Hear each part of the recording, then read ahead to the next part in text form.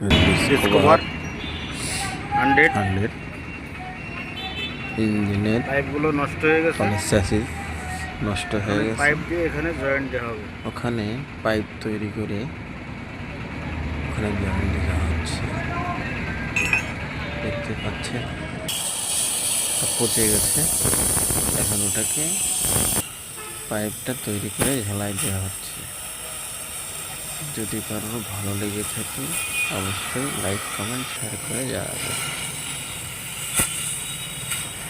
আমাদের এখন জয়েন্ট দেওয়া হচ্ছে। এটা পচে গেছিল, আমাদের ঝালাইটা চলতেছে।